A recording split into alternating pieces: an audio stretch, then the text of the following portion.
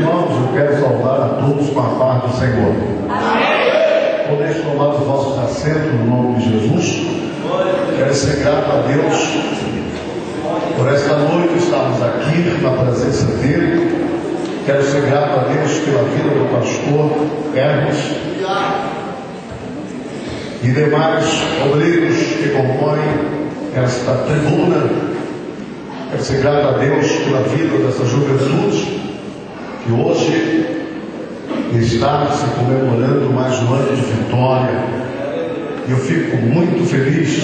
Ontem, ali na sede, eu vibrei muito, adorei muito ao Senhor, porque eu vi mais de 1000 jovens que estavam comprometidos com o Senhor, louvando a Deus. Nós podemos dizer para o inimigo que ele é perdedor. Eles perderam vocês. Jesus resgatou vocês. Isso é coisa linda. Quando eu vejo jovens que adoram o nome de Jesus, o meu coração fica saltando de alegria.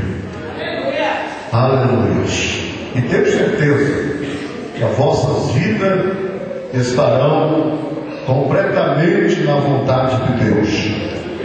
Meus irmãos, eu quero nesta noite ser um canal de Deus para a sua vida e quero ministrar. Logo que entrei, o amado que vinha me recepcionando até o púlpito, ele disse para mim: fala tudo que Deus mandar.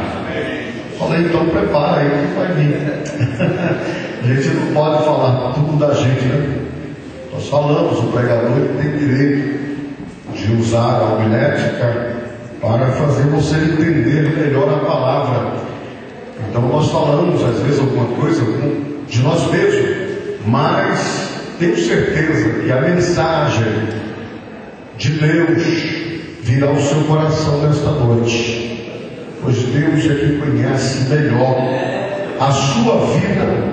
Eu quero ler com os irmãos o livro de Ageu, capítulo 1, versículo 8, aonde foi extraído esse tema que está aqui estampado: jovem edificado em tempo de crise. Então eu quero ler com você o verso 8, que diz assim: subi o monte e trazei madeira e edificai a casa, e dela me agradarei, e eu serei glorificado, diz o Senhor. Desde o dia em que recebemos o convite para estarmos aqui, para ministrarmos a palavra do Senhor, eu tenho me preocupado e tenho buscado do Senhor uma palavra para estar entregando aqui nesta noite. Meus amados irmãos, por mais que queremos fugir, não conseguimos daquilo que o Senhor coloca no nosso coração. Quero nesta noite então ministrar sobre o seu coração.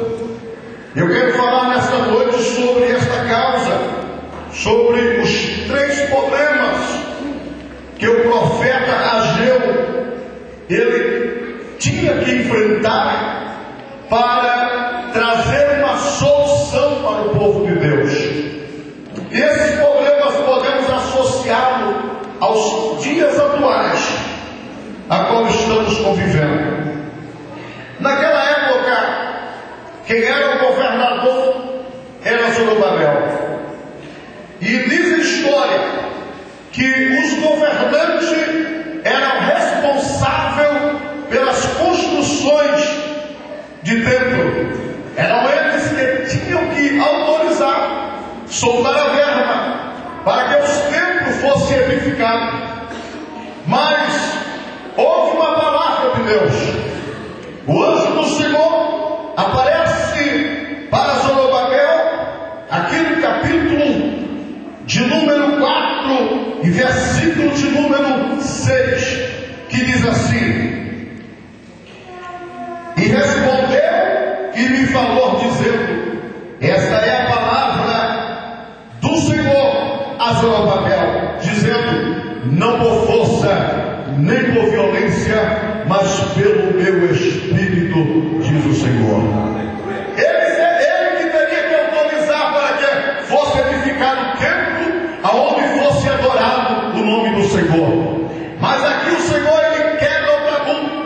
Ele muda completamente esse requisito, e ele agora diz para Zorobabel: não é por força, não é por violência, mas é pelo meu Espírito. Trazendo para os nossos dias que estamos vivendo a palavra do Senhor, no versículo 8 ele diz: subir ao monte, trazer madeira e edificar casa, trazendo para a nossa vida, o nosso tempo, nós que somos morada do Espírito de Deus, você que é morada do Espírito de Deus, nós temos que estar cada dia subindo ao monte. Quem sobe ao monte do Senhor jamais vai decepcionar o Senhor. Quem está na presença do Senhor, subir ao monte quer dizer estar sempre na presença do Senhor. Meus amados irmãos, um dos primeiros problemas que estava enfrentando, ou que o profeta teria que enfrentar, foi quando o profeta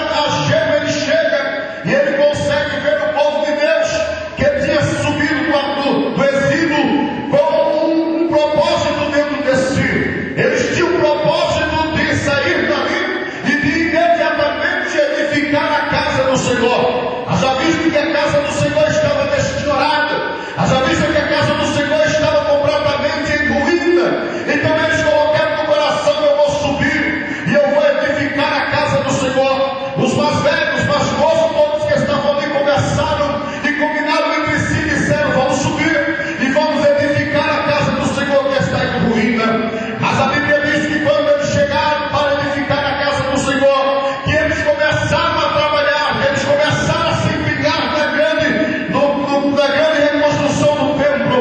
Logo se aparece a oposição. O primeiro problema que aparece para eles foi logo o desinteresse. Começou a vir o desinteresse para aqueles que tinham decidido edificar a casa do Senhor. Por que eles ficaram desinteressados? Porque a oposição se levantara para criticá-los e para dizer para ele: ainda não é o tempo de edificar ou de preparar a casa do Senhor. A Bíblia diz que eles começaram a perder o interesse pela casa do Senhor. A Bíblia nos relata que eles agora foram levados a outra história.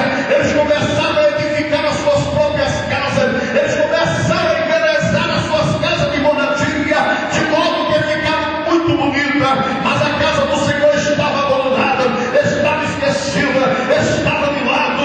Aí então o profeta começa a olhar e começa a enxergar este problema. O Senhor começa a falar com ele e dizer: é tempo de edificar a minha casa. Eu ouço nesta noite ele falando: jovem, é tempo de vocês estarem cheios do meu Espírito nesse tempo de crise.